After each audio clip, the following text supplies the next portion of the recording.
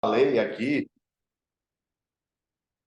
pronto, já está valendo a gravação, né? Hoje é dia 6, uma quarta-feira,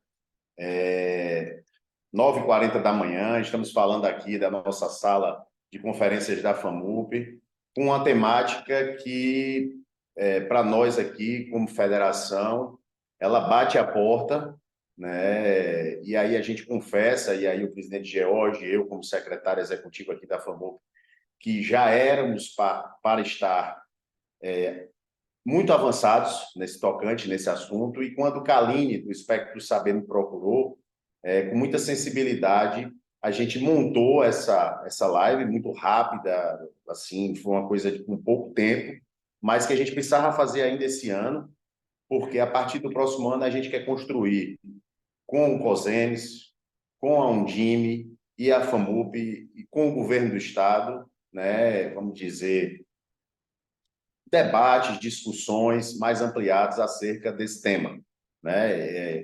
Eu queria dar aí as boas-vindas a todos que estão na sala, via a prefeita Thalita de Boaventura, registrando aí presença, muito preocupado, inclusive, conversando comigo, disse que ontem esse tema foi discutido na prefeitura dela, então isso é muito importante, né? E queria também deixar registrado que toda essa live ela é gravada. Por quê? Porque a gente faz uma ediçãozinha bacana dela, coloca aí para que todos os prefeitos, secretários tenham acesso a essa live, e ela vai para o nosso canal do YouTube. É um canal onde tem vários temas. É o canal do YouTube da FAMUP, tá certo?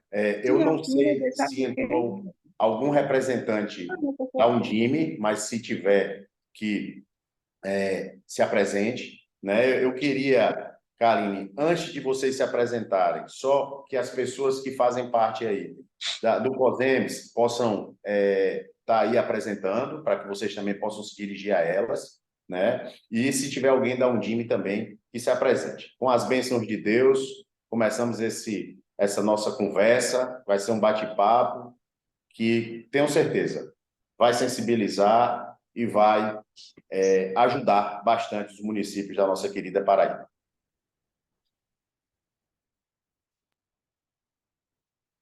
Bom dia, Pedro, da FAMUP. Bom dia a todos os presentes. Ana Paula, secretária de Saúde de Monteiro, faço parte da diretoria do COSEMES. Estou aqui representando a doutora Soraya e os 223 municípios. Qualquer dúvida que vocês tiverem, essa é uma política que precisa de mais atenção. Eu acredito que não só os prefeitos, mas os secretários de saúde, a gente vem passando por uma grande problemática, porque cada vez mais aumenta o número e a gente precisa realmente estar investindo e pensando em políticas públicas que tragam mais melhorias para os nossos usuários.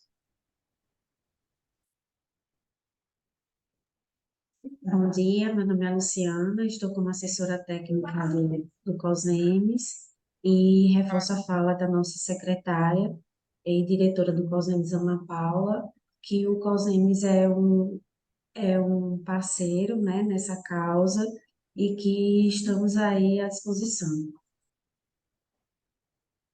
Bom dia, sou Thalita, prefeita do município de Boa Ventura.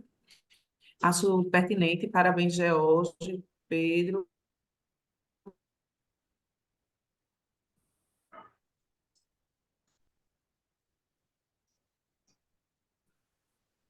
por estar nos convocando para essa discussão. Estamos discutindo junto com ele. Já levamos aos demandas em uma reunião que a gente teve pelo Vale do Tempo ao salário do Johnny. A gente, essas crianças.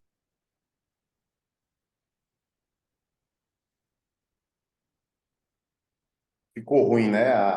A fala da prefeita deu uma cortada. Talvez seja alguma coisa de internet aí.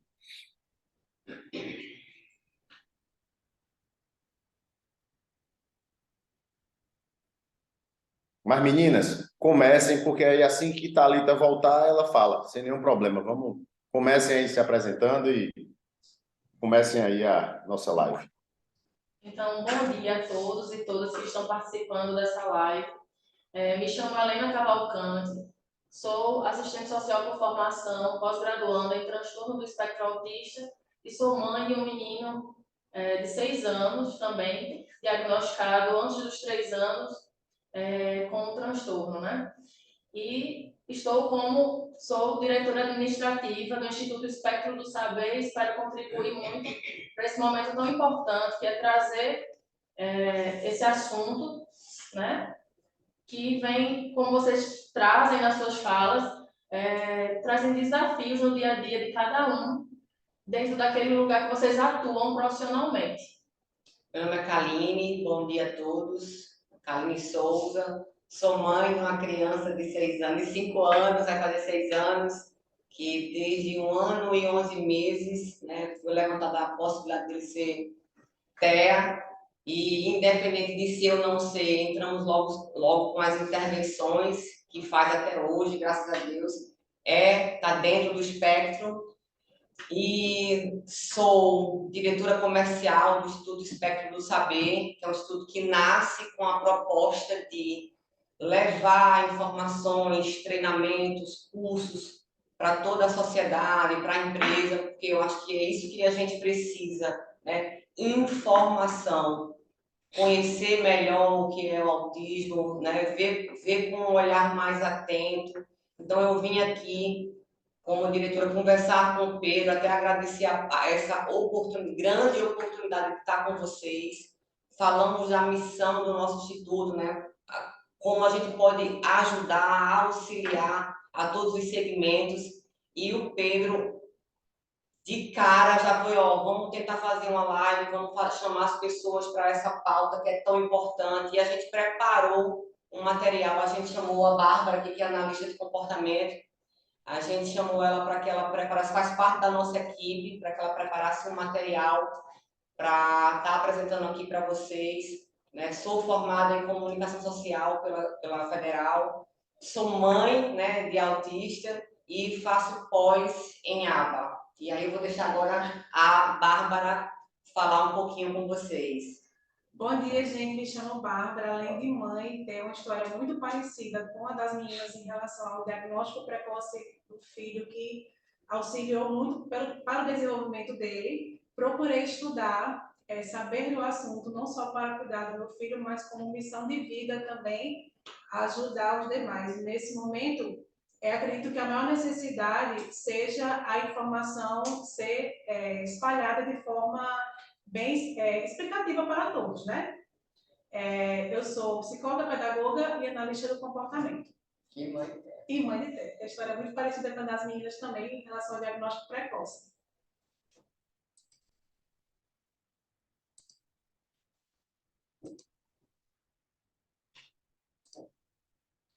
Essa é uma frase, quando a gente preparou o conteúdo, foi uma das frases que eu sempre gosto de usar em todas as palestras que eu dou.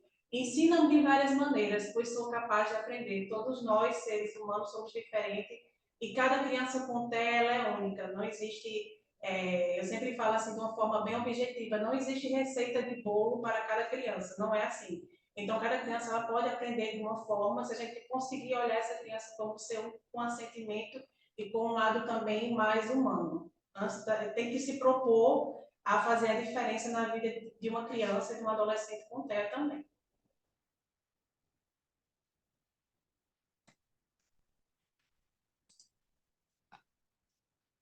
A definição, eu trouxe a definição, que é a definição que está no DSM-5, certo? Que o autismo, ele atualmente é chamado de transtorno. A palavra transtorno, ela é bastante usada por quê? Porque são condições de ordem psicológica ou mental que geram comprometimento na vida normal de uma pessoa, ou seja, ela é para a vida inteira. Não é assim, vai tratar e vai ter um dia que vou dizer assim, estou curado. Não. O transtorno é uma condição que vai acompanhando o indivíduo ao longo da vida, certo? E hoje nós usamos o TEA porque é transtorno espectro autista. Nós não utilizamos só a palavra autista, e sim o TEA, para definir esse contexto geral, certo? Que é uma condição que ela é caracterizada por comprometimento da comunicação e da interação social, e ela é associada por padrões de comportamento repetitivo, certo? E restritivos também, o que acontece? Tem alguns tipos de sintomas que eu digo que são parecidos, que eles são identificados logo na primeira infância, que dá a oportunidade de diagnosticar e fazer essa intervenção precoce. Então, o autismo, ele é um transtorno fortemente genético. Hoje é cientificamente comprovado que 90% do autismo do indivíduo, ele é hereditário, certo? Então, muitas vezes, quando nós conhecemos uma criança, essa criança às vezes vem com laudo ou não vem com laudo, sempre que você pergunta qual é esse nível de suporte. Então, a gente sempre separa o nível de suporte 1, 2 e 3. O 1 é o que o pessoal conhece como mais leve. O 2 é o moderado e o 3 é o de suporte maior, certo? Que o 1 tem prejuízo social, comportamentos restritivos e comportamentos repetitivos. E o suporte 2, ele tem dificuldade com habilidade de contexto social. E ele pode ou não ter comunicação verbal. Então, é assim, não é porque a criança não fala que ela não pode se comunicar. Hoje, tem bastante suporte que as crianças elas conseguem se comunicar, certo? E o suporte 3, ele precisa de uma atenção maior, que muitas vezes essa atenção é total. A criança ela pode ser verbal ou não, mas mesmo assim é comum não ser verbal e apenas pronunciar poucas palavras, certo? Tem dificuldade com eventos inusitados, com rotina e muita dificuldade sensorial. Isso do nível de suporte ele é usado para definir a nível mais técnico, científico, porque uma criança, como sempre fala, né, ela pode transitar com alguns comportamentos do suporte 1, 2 ou 3, mas não tem como você dizer precisamente que a criança é suporte 3, suporte 2, suporte 1, não. Porque você vai observar as habilidades que aquela criança, adolescente, precisa atingir para poder ter uma vida mais independente, certo? O que acontece? Muitas vezes, eu sempre digo, você às vezes encontra como trouxeram essa demanda dos adolescentes também, muitas vezes você tem um adolescente que não tem pré-requisitos. Às vezes o adolescente tem 12, 13 anos, mas ele tem um comportamento, às vezes, de 3, 4 anos. Então, você tem que tratar conforme a idade, mas tem que você conseguir recuperar aquelas habilidades que ele não aprendeu ao longo do tempo. Por quê? Hoje é que o autismo está sendo mais divulgado, as pessoas têm olhado com mais atenção. Então, você consegue encontrar, muitas vezes, um autista que tem 12, 13 anos, mas que não tem as habilidades, porque não teve essa informação adequada há uns anos atrás. Então, não é impossível você conseguir que esse adolescente de 12, 13 anos ele consiga adquirir habilidades. Então, isso do suporte é mais uma situação técnica. Então, por que estamos aqui, gente? Essa pesquisa foi feita pelos Estados Unidos, que a prevalência do autismo nos Estados Unidos até 2023 seria de 1 para 36. Eu acho esse número extremamente preocupante, porque a sociedade ela tem que estar preparada para lidar e para aprender também a ajudar os autistas a se integrar em sociedade. Não adianta você fechar os olhos e não existe, ou então, antigamente era muito difícil você encontrar uma pessoa que, meu filho tem autismo. Hoje em dia sempre é um vizinho, a minha sobrinha, o meu filho, um coleguinha da escola do meu filho tem autismo. Então, assim, eu acho que é uma realidade que não é mais mascarada. Então, a gente precisa realmente tomar atenção e estar preparado. Então, assim, as crianças de hoje são as nossas sementinhas do futuro. Então, cabe a nós a missão e o papel de preparar o terreno, o ambiente e o mundo para as nossas crianças e adolescentes, que é uma realidade que tem sido bastante visível e frequente, certo? E se você observar embaixo, a quantidade de diagnósticos em crianças até 8 anos, o que acontece? Muitas pessoas esperam 7, 8 anos para dar o diagnóstico da criança, e você perdeu aquela janela de oportunidades. Não é o indicado, certo? Esperar por um papel geralmente burocrático, para você começar uma intervenção. Eu acho que se todo mundo tiver um pouco de conhecimento, já consegue ajudar essa criança, essa família, para que ela consiga ter pré-requisitos. Afinal, o diagnóstico ele não é sentença. Você não precisa de um papel que diga que a criança tem autismo para você começar a intervenção. Não tem necessidade disso. Hoje, mais não. Então, a pesquisa, que é a estimativa da OMS, que tem 70 milhões de autistas no mundo. Vocês acham esse número pouco?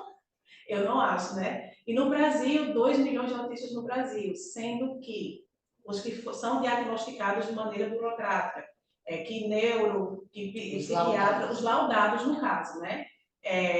Fora os que não são laudados, gente, que eu conheço casos de crianças que têm 8, 9, 10 anos que não têm laudo e a mãe até hoje escuta que tem que esperar o tempo da criança.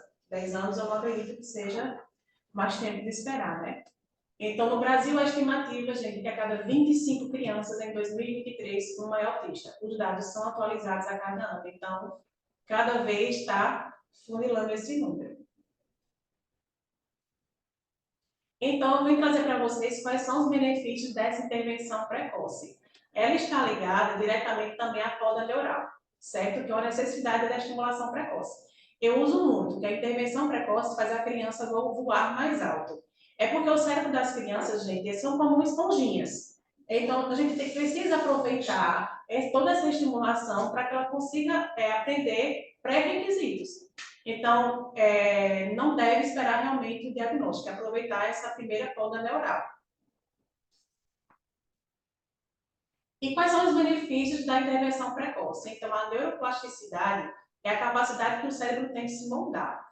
Então, de adaptar uma nova experiência. Então, a criança, quando ela é exposta a várias experiências, ela consegue aprender. Muitas vezes até de forma lúdica. Então, muitas vezes o papel também da escola, do município, da casa, assim, da sociedade em geral é muito importante. Está sempre estimulando essa criança, certo? Quanto mais ela é estimulada, mais ela tem. Porque o cérebro de uma criança pequena, ela tem todo esse potencial. Então, por isso, essa necessidade tão grande dessa intervenção precoce. Por isso que nós chamamos ela de janela de oportunidades. Porque eu não estou dizendo que se você encontrar uma criança de 8 anos, de 9, 10 anos, ela não vai aprender. Vai. Só que se você conseguir identificar esses primeiros sinais, você vai conseguir que essa criança chegue até os 9 anos, provavelmente com independência maior. Ir ao banheiro sozinha, por exemplo, né? É uma das preocupações da maioria das mães. E a gente sempre escuta que cada criança tem seu tempo, mas quem diz o tempo? Ninguém consegue dizer qual é o seu tempo, porque você não pode definir uma criança que é o seu, que ela tem o tempo dela. Você não tem como prever o futuro, não tem como adivinhar. Então, a gente tem que concordar com essa frase? Eu acredito que não. Quando a gente escuta que cada criança tem seu tempo, cada criança é única, mas o tempo ele é muito rápido. A gente realmente tem que correr contra o tempo, tá certo? Então, não é uma frase que eu concorde muito quando ela é utilizada. E os benefícios da intervenção precoce, ela deve ser realizada ao mesmo momento no atraso detectado. Ou seja, identificou, você é professor, você está ali no CAPS, você está em alguns ambiente mesmo, no município, você olhou aquela criança, você identificou, então você tem um dever até como cidadão, de chegar para aquela mãe, e você, para a mãe, para aquele pai, para aquele responsável, você auxiliar. Detectou? Não, tem alguma coisa de errado. Vamos investigar. Então, assim, muitas vezes, a gente até pergunta, e algumas vezes até dizem, não, eu já procurei ajuda, mas dizem para esperar, dizem que tem que esperar até a criança ter 7 anos, é muito novo para dizer alguma coisa. Então, eu sempre digo, gente, não espere diagnóstico, o papel ele não vai ditar a sentença de criança nenhuma, tá certo? Então, é sempre melhor trabalhar com a prevenção do que com a remediação. Então, se a gente pode prevenir, por que a gente vai ter que remediar depois? Então, é melhor sempre a gente tratar com a prevenção.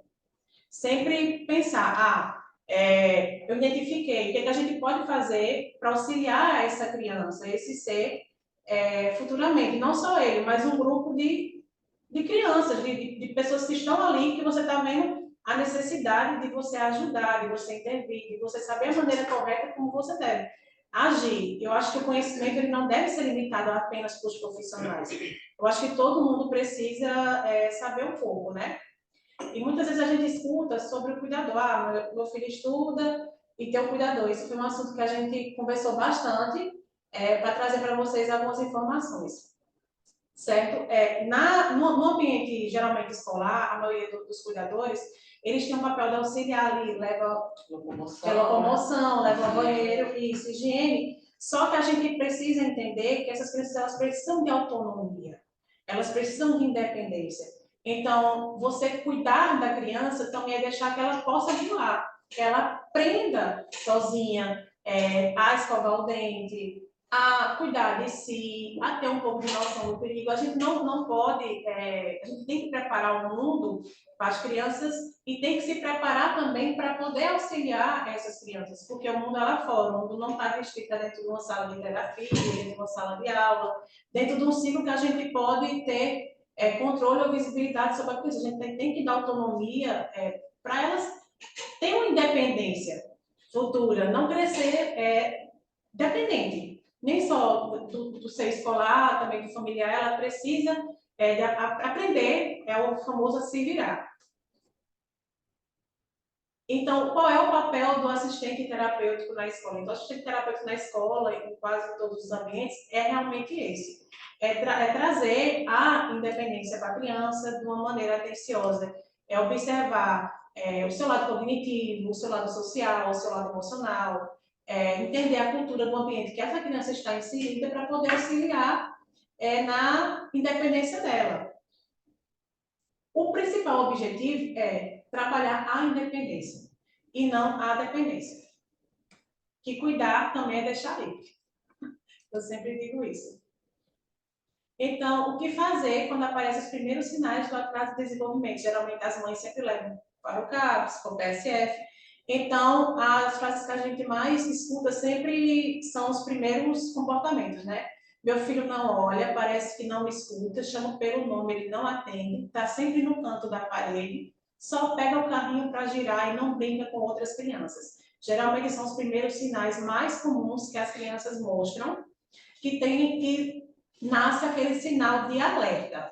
Não só para os pais, mas também para a escola e para todo mundo que convive com essa criança. Não só quando a família vai observar, eu falo por experiência, às vezes as pessoas ao redor já observaram e ninguém chegou para dizer, olha, e muitas vezes a escola também já observou e não sabe como chegar naquela família. Eu acho também que se vocês começarem a fazer rodas de conversa, deixar o assunto da estimulação, não só da estimulação precoce, mas sobre o desenvolvimento infantil mais expansivo, mais divulgado, também auxilia também os pais, os cuidadores a observar essa criança com outro olhar, dizer, não tem alguma coisa aqui que não está correta, tem alguma coisa aqui que está faltando. Essa criança, quando eu chamo, ela não olha, ela já devia estar falando mais de 4 ou 5, 6 palavras.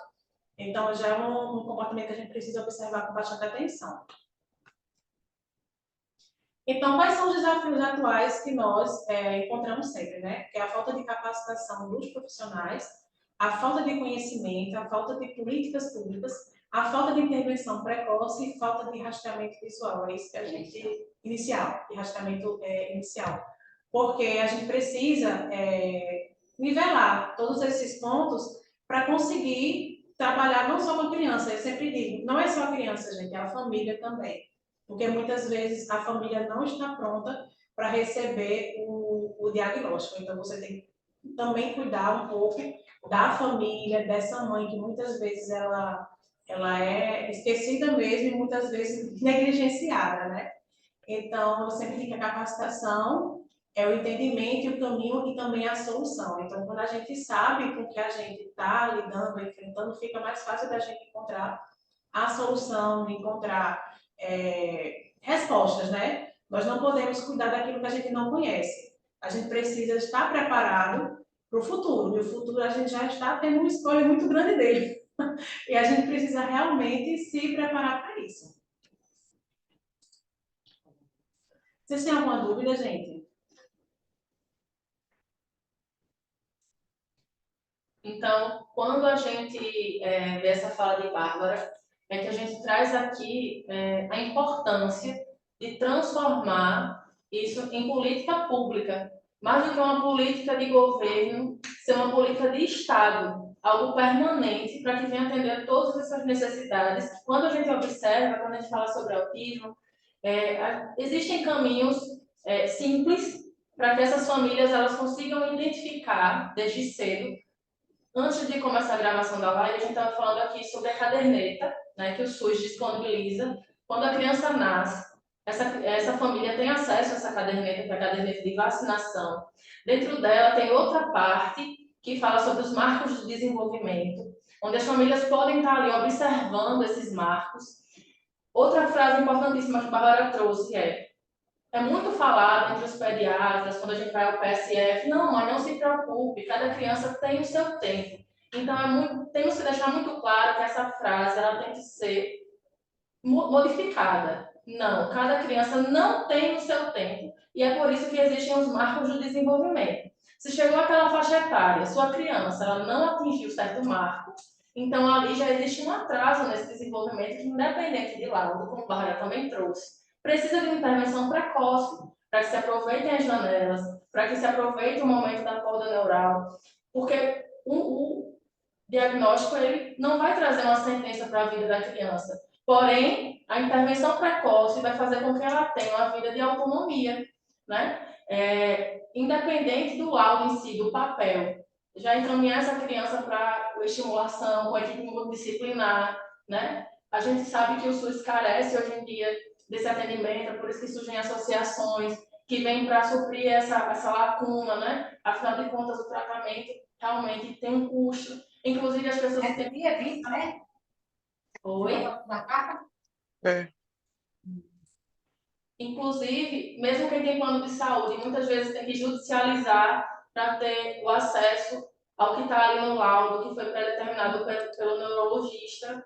Então, a gente, começando por aí, né? Deixar claro, cada criança não tem o seu tempo, a atenção básica precisa olhar para essas famílias, né? Encaminhar para um lugar que possa realmente ter essa intervenção precoce, porque a intervenção precoce, contínua, ininterrupta, permite que essas crianças adquiram os pré-requisitos necessários para ter uma vida de autonomia, seja na escola, né? Isso aí, começando do básico, já facilita para os profissionais que vão se deparar com esses desafios, que também não é fácil você lidar com aquilo que você não conhece, né? A gente sabe que o município, porque é tão importante trazer os secretários de educação, da saúde e os prefeitos, porque a gente sabe que a educação infantil, o Fundamental 1, o Fundamental 2, está dentro da responsabilidade do município promover, né? E aí esses profissionais, que são os professores, os cuidadores, a gente também sabe que quando uma criança, uma pessoa com deficiência se matricula, o cuidador está ali junto com ela, né, em muitas escolas do município, devido que existe lei para isso. Então, essa matrícula dupla, digamos assim, o cuidador e a criança. E aí, esse cuidador e esse professor, ele precisa entender o que é o transtorno, o que é a análise do comportamento aplicada, né? E isso não sai do bolso do profissional. Muitos profissionais, eles têm que custear a sua própria capacitação, né? Porque o poder público não oferece para ele esse ensino continuado, para que ele entenda de que forma ele pode intervir efetivamente.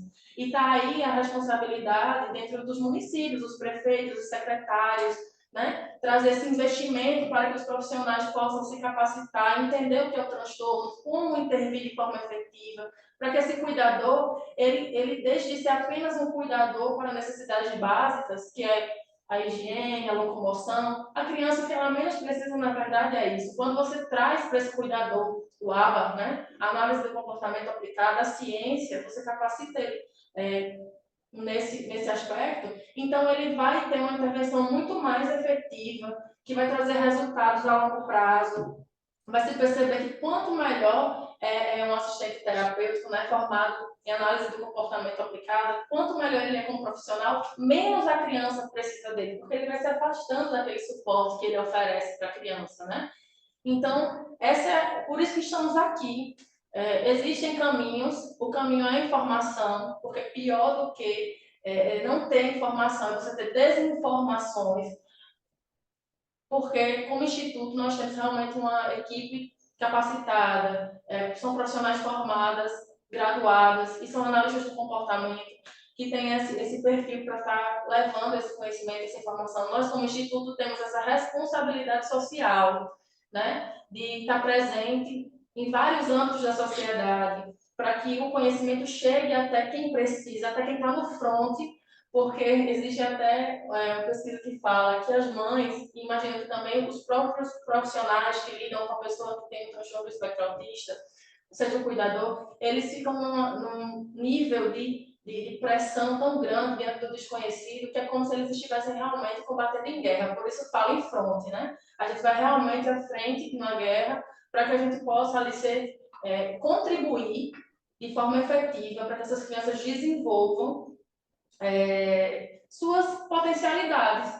E o custo de prevenir é muito mais baixo do que o de remediar. Se a gente for calcular quanto custa uma pessoa para o próprio governo em si, em relação a o quanto esse governo vai ter que ser efetivo em benefícios sociais ao longo da vida inteira, a gente vai ver que são milhares de reais, né? Então, é muito mais caro você estar mantendo uma pessoa que não tem autonomia do que hoje você investir na base, que é justamente educação, informação, formação parental, né? Onde as famílias elas vão entender o que é o transtorno também, promover esses cursos dentro dos municípios, promover a formação dos professores, dos cuidadores. Isso custa bem menos, que eu vejo também são outras falas que a gente se depara. Ah, é muito caro intervir no autismo. Mas, na verdade, é muito mais caro você deixar que essa família ela viva dependente de um benefício social, que nem comporta todo o custo que a criança tem dentro do lar, né? Porque a gente sabe que quando surge um diagnóstico, surgem também questões sociais depois desse diagnóstico. O abandono do lar por parte do pai, que é o provedor normalmente. Essa mãe não consegue adentrar no mercado de trabalho, embora muitas tenham condições para isso, porque tem que se dedicar efetivamente à criança. Então, ela fica dentro do lar, não consegue ir para o mercado de trabalho. Logo, essa criança sem intervenção, sem acesso à educação de qualidade, dificilmente ela vai conseguir concorrer com os demais no vestibular para ter a sua profissão no futuro, onde ela vai conseguir se manter, portanto, não vai precisar de um benefício de prestação continuada. Então, são várias problemáticas que a gente traz aqui. A gente já sabe que a educação como um todo, a nível de país, existem muitas dificuldades, né? A gente sabe que existem várias lacunas, mas a gente pode estar contribuindo para que isso chegue também na educação quando se trata de inclusão, que eu sei que existem leis, mas elas não são descritivas, né? Elas trazem princípios, mas não descrevem efetivamente o que o poder público tem que fazer. E é aí que a gente quer também contribuir, para que, de forma efetiva, coloque na prática, se execute aquilo que está no papel. Porque é muito bonito se falar em inclusão, é lindo falar em inclusão, mas inserir uma criança no ambiente escolar, isso não necessariamente é incluir, porque incluir de fato é você prestar atenção qual é a necessidade dela para que eu faça o próprio PEI, né? Isso. Como PEI, a importância do PEI. Que é o plano de ensino individualizado. Exato. Eu sempre falo bastante que a inclusão não é você chamar só para a festa, é você também convidar para dançar. Exatamente. Então, muitas vezes, quando a gente diz, mas eu incluo, eu convido, eu estou chamando, eu boto ele na sala, mas você está convidando ele para dançar? Então, não é só obrigação de fazer, de estar presente, porque as leis existem para que a inclusão seja essa, permitir. Então, eu preciso de permissão para que a minha criança, meu adolescente, esteja naquele lugar.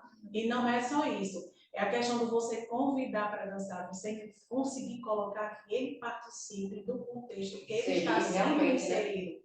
E uma das grandes preocupações que eu falo agora para vocês, não só como mãe, mas como profissional, é que essas crianças elas estão crescendo. E aí, os pais são eternos, mas quando a lei da vida diz o quê? Que o pai e a mãe vão embora primeiro que o filho. Então, assim, eu acho que é um assunto que a gente precisa olhar com preocupação, com atenção e com preparação. Não só essa questão da intervenção precoce, mas do adolescente hoje, do adulto hoje. Não é só a criança. A gente tem que olhar quem está também lá na frente. Eu vou abandonar? Não, a gente tem um papel humano, um papel sério. Que já seria outra problemática para o próprio poder público. Porque quando essa mãe vai embora, esse pai, esse adolescente, a gente fala muito de criança autista, né? Mas a criança autista, ela se torna adolescente, ela cresce. Então, quem é que vai amparar essa criança? Existem casos de apoio para receber esse adolescente, esse adulto, né? Porque quando não se tem a intervenção precoce, muitos eles não vão adquirir os pré-requisitos, suas habilidades, e vão ser eternas crianças, né? Cronologicamente eles vão crescer, porém cognitivamente vão estar dentro daquele atraso de desenvolvimento. Então, aí a gente já sabe que gera outra problemática. Quem vai dar esse suporte? Como é que o poder público vai abraçar isso? A gente vê que, então, a falta, né, de acesso à informação, de intervenção precoce, de pessoas capacitadas, geram várias problemáticas. Como eu falei antes também da própria gravação, a gente vê com recorrência essa questão de a gente está vendo crescer muito os números e tudo mais. Essas pessoas, elas sempre existiram, mas elas estavam dentro da invisibilidade. Elas não se falava sobre isso, não se traziam discussões sobre isso.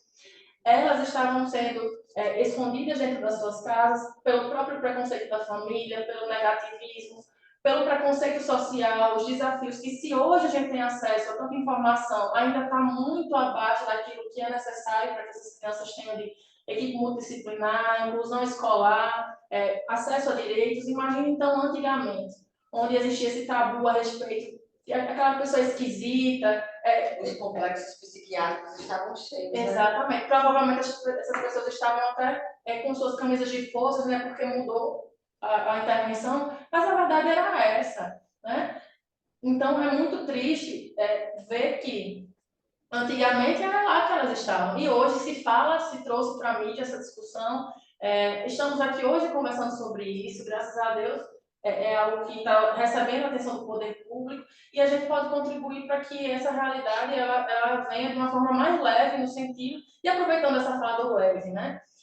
O autismo, a gente popularmente fala, meu filho é autista nível leve, tem outro que é moderado. O autismo, ele nunca é leve. Sempre que existe um diagnóstico ali naquela família, é preciso entender o quanto aquela família vai renunciar de si mesmo, quanto vai renunciar de estar vivendo em sociedade, um simples lazer, frequentar uma praça pública, ir a um supermercado, a uma farmácia, por mais que o nível de suporte seja como a gente fala, como também passeia, né, como a Bárbara bem falou, mas que todos entendam, o autismo nunca é leve. Aquela família que tem essa pessoa atípica dentro de casa, né, que recebeu o diagnóstico, ela sempre está, quem tem acesso, no caso, terapias intensivas, está buscando como fazer com que o seu filho aprenda, porque a escola não oferece tudo, então a mãe em casa muitas vezes vai ser aquele suporte. Então, assim, também orientar a família, orientar o ciclo de convivência daquela criança. É que eu sempre digo, a gente sempre fala muito em clínica, estímulo, estimular, repetição, aprender. Então, é assim, até nós precisamos estar expostos a uma experiência várias vezes para o cérebro poder aprender, você criar aquela rotina, aquele hábito. Então, é mais em relação a esse contexto mesmo que a gente veio trazer para vocês. Eu sempre gosto de fazer essa pergunta, sempre que eu termino uma palestra, uma aula, como a gente sempre faz. E se fosse seu filho? E se fosse seu neto, seu sobrinho? Então, assim, talvez a gente ter esse papel humano até de você se colocar no lugar do outro. Você não, eu sempre digo assim, quando o autismo ele vem, ele pega você de surpresa. Então, muitas vezes você não está preparado.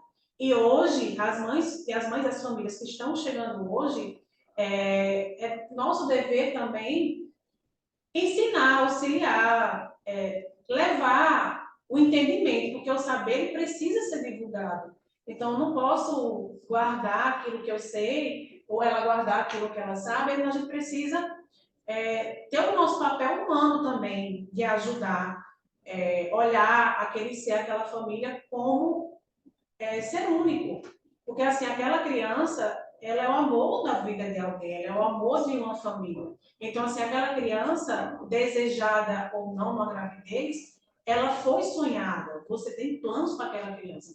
Então, quando uma vez uma família recebe o diagnóstico, você tem até que pensar a maneira como você passa essa suspeita e essa informação, porque a família também cria expectativas naquele ser. Então, você ter esse olhar humano. Então, não adianta você ter 15 papéis, 15 diplomas, se você não tem o olhar humano com assentimento e com sentimento para aquele ser, né? Eu costumo falar que o autismo é aquela linha que vai do cinza ao preto, né? Para eu sair do cinza e chegar até o preto, eu passo por várias tonalidades, né? O arco-íris, as cores lá, onde começa o amarelo, onde termina o amarelo, onde começa o autismo é isso, né? É esse universo aí, onde um é diferente do outro. Quando a gente escuta muito autismo, a gente já tende a ir logo para essa parte aqui do preto, né? A gente nunca imagina que pode também estar aqui no comecinho, que pode, né, ser uma coisa que vai ter mais prejuízos, menos prejuízos, e é com essa visão de levar capacitação, de levar informação, que eu acho que é isso. Informação é tudo. E mais importante do que a informação é o que a gente vai fazer com a informação que a gente tem, né? Então, a gente tem essa missão, o Espectro do Saber nasce com essa missão. A gente está aqui hoje a gente tem uma equipe preparada, competente para treinar parentes, pais, cuidadores, escolas, hospitais, né? A gente vem aí de uma capacitação de um laboratório de coleta de sangue aqui de João Pessoa, que capacitou toda a equipe, né? Num dos nossos treinamentos. A gente pegou um bar, né, que tem uma franquia da casa, né? E a gente treinou as monitoras desses parques que eles têm no bar, né, para estar recebendo essas crianças, que as meninas, apesar de não interagir, né, não serem recreativas com as crianças, estão ali para receber, para olhar. Então, assim, a gente começa a implementar na cabeça dos empresários, né, das pessoas, que a gente precisa se preparar. Sabe, se puder me ajudar com a passada do... Né? Então, hoje, a sua escola, a sua equipe, né, os seus colaboradores, sua empresa está preparada para essa realidade? Está qualificada?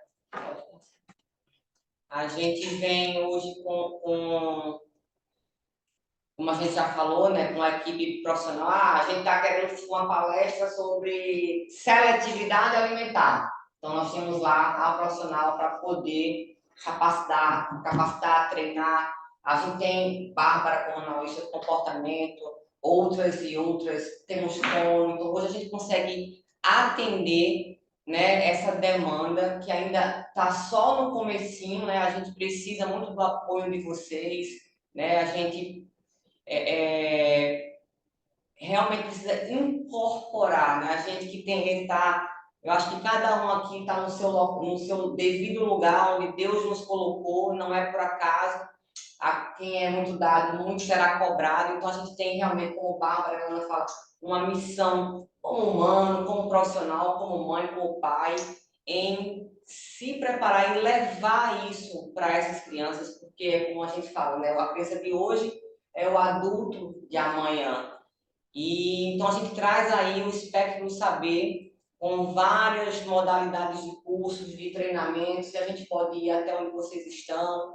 Será um prazer, porque a nossa missão é realmente essa, juntar força, né, para esse universo aí novo. Acho que tem que Brasil, 10 anos, autismo no Brasil, uns 10 anos por E aí. se fala sobre isso claramente, tem um acesso mais fácil, né? Porque já tem analistas que têm seus filhos adolescentes, que elas Já começaram isso. Há 15 anos atrás, elas tiveram que se deslocar para outro estado para conseguir ter acesso a um neurologista que entendesse sobre o TEA, né? Inclusive, custear de forma muito cara. Quando a gente conversa com essas mães de adolescentes, elas falam logo, quase perdi minha casa. Isso. Aí você entende a proporção, que elas vendiam seus bens para que tivessem acesso a profissionais que estavam em outros lugares do Brasil, porque não tinha aqui, né, na Paraíba, um acesso tão fácil. E aí também esses profissionais cobravam valores absurdos para intervir. Na verdade, era o tal do conhecimento seletivo. Eu sei, mas você tem que pagar por ele. Que nós aqui na Paraíba, hoje, já tem profissionais bem capacitados, mas antigamente não. Eu, assim, já tive que me deslocar para outros estados para ter, muitas vezes, uma simples informação. Informação, eu falo a palavra informação. E aí a gente queria também, a gente não poderia deixar de agradecer a George, né, que ele foi a pessoa responsável por nos encaminhar até o Pedro. A gente chegou até aqui, e agradecer a todos vocês por esse, né, por deixarem aí o conforto dos afazeres para estar aqui conosco nessa pauta que é tão importante, né?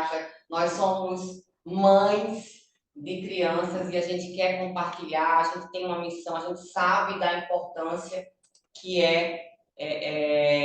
a ajuda, a contribuição, o olhar de vocês para isso. Por isso que a gente hoje convida para que vocês todos possam se juntar a nós, né, com essa preocupação de o que é que vamos fazer para que a gente possa abraçar as nossas crianças, os nossos adolescentes, abraçar essas famílias que, na grande maioria das vezes, está num nível de estresse altíssimo, né? E perguntar se alguém tem alguma dúvida, se alguém quer falar alguma coisa.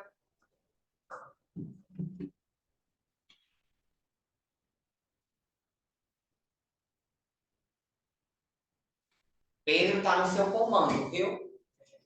Então, pronto. Eu estava aguardando para ver se alguém teria aí alguma dúvida. Como não apareceu, a gente tem aqui o chat, né? As pessoas se identificaram, a gente vai ter a gravação. Eu queria só, em nome do presidente Jorge Coelho, agradecer demais a presença de vocês aqui, fazendo aí presencialmente uma live aí, usando nossa sala, essa sala nova que está aí à disposição de todos os municípios para fazerem a mesma coisa.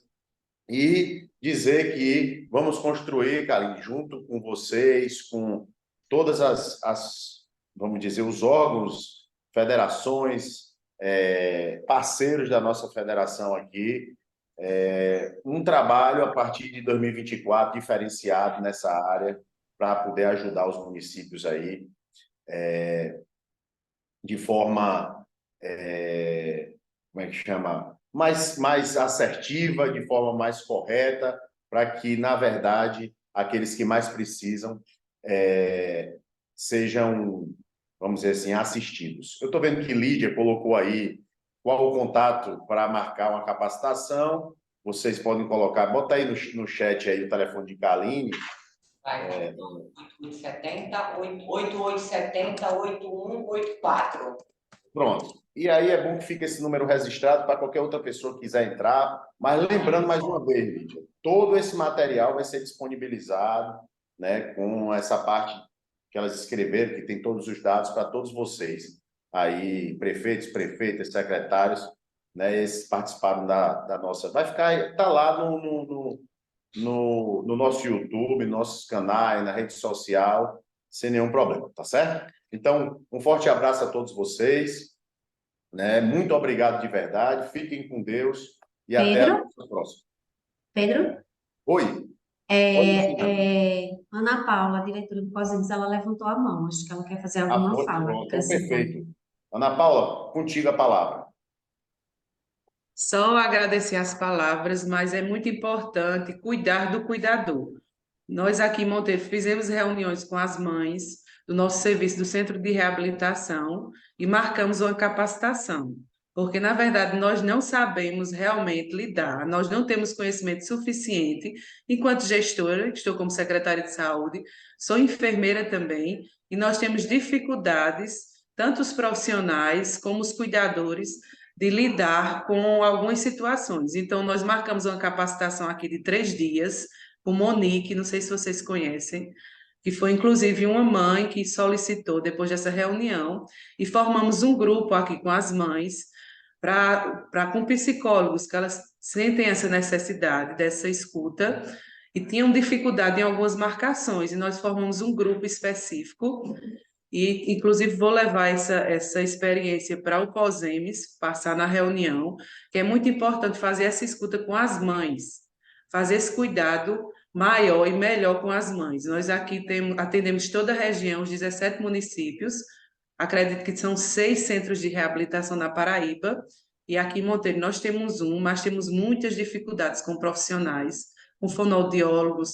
terapeuta nós só temos uma, estamos em busca, se vocês souberem, de alguma terapeuta ocupacional, fonoaudiólogo nós já conseguimos 4, mas temos essa dificuldade, eu acredito que a Paraíba inteira, mas a palavra-chave de tudo é conhecimento. Recebemos visita do Ministério da Saúde a semana passada, onde eles vão implementar essa política, e acredito que a gente precisa fortalecer os municípios, o Estado e o governo federal, para que a gente possa estar dando mais qualidade de vida, porque a criança hoje ela vai ser um adulto que vai estar na sociedade, já está, né? E a gente precisa se preparar, tanto as empresas públicas como privadas, mas contem conosco, contem com o COSEMES para que a gente possa ser parceiros. A FAMUP também é uma grande parceira, para que a gente possa estar melhorando e qualificando o nosso atendimento. Com certeza. Então, vocês estão num caminho maravilhoso, né? Porque a base é realmente a formação parental, para que a própria família saiba lidar, né, com quem tem o transtorno do espectro autista, fazer um chamamento aos profissionais. Muitas turmas de graduados concluem seus cursos, né? Existe a análise do comportamento aplicado, vocês podem buscar esse conhecimento, né? Independente de estar exercendo ligado apenas a uma clínica, mas você como profissional, um dentista, o fono, o terapeuta ocupacional, você buscar se capacitar em atendimento a essa pessoa em especial, né? Existem vários cursos interessantíssimos para quem está concluindo a graduação, para que tenha uma intervenção efetiva, né? Porque a gente sabe que hoje o ABA é o que de fato a ciência comprova como eficaz, né? Dentre outras também que existem, mas o ABA é a ciência mais eficaz para quem tem um transtorno do espectro autista e assim contribuir de forma efetiva e técnica em relação a isso. Certo. E uma das coisas que eu sempre falo, principalmente, como você falou muito bem, cuidar de quem cuida, né? Então, eu acho que precisa ter um olhar atencioso também, principalmente para as mães e para quem cuida dessas crianças. Um escuta, orientações, até possibilidades de renda também.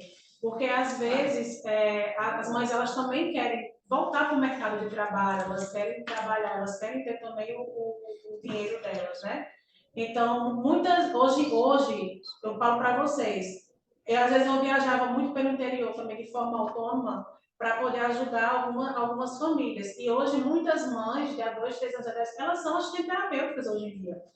Então, elas trabalham na área, elas ganham também o dinheiro delas, se identificaram, porque quando começam a ajudar o seu filho, pensam, eu posso ajudar outras crianças também. Então, eu acho que é uma oportunidade de crescimento também. Não só até para empoderar essa mãe, colocar ela de volta no mercado de trabalho, colocar ela de volta até para a vida, né? Porque a gente vê até uma quantidade preocupante de mães do suicídio, né? Que não é muito comentado, mas acontece muito e a gente que tem muito contato com muitas mães, a gente sempre escuta que situações lamentáveis como essa ainda acontecem, só não é divulgado. Justamente por carregarem sozinha normalmente, isso, né? Essa questão do apoio ao seu filho, o cuidado em casa, as intensivas terapias, e tem que abrir mão, renunciar justamente para que eles tenham autonomia no futuro, né? Aproveitando a oportunidade, agradecer à FAMUP, que de fato está desenvolvendo ações, né? Ações necessárias ao exercício da plena cidadania, assim como está nos seus objetivos aqui, quando a gente vai olhar lá no site. Então, tá de parabéns, estamos totalmente alinhados com a FAMUP, que realmente também temos esse objetivo, essa responsabilidade social. Agradecer essa oportunidade de poder chegar até vocês, né, para que vocês saibam que a gente existe, que a gente está aqui disponível para contribuir socialmente com as diversas áreas que encontram esses desafios em relação ao transtorno do espectro autista.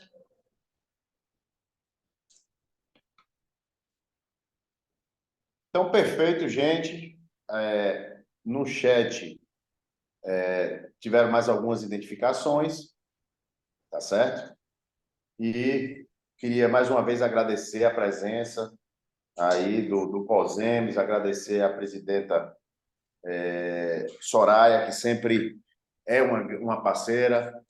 E aí, querida Ana Paula, você transmita para a prefeita Ana Lorena. Até ela me falou, eu creio que você deva ter comentado, de uma sala nova que vocês disponibilizaram aí em Monteiro, para deficiente físico aí no caso, mas já dentro dessa linha de atenção e acolhimento desses mais necessitados. Então, para vocês do Espectro do Saber, um forte abraço, né? E contem com a FAMUP também, sempre que tiver um tema relevante como esse, para a gente levar aí para todos os municípios paraibanos. Forte abraço, fiquem com Deus aí.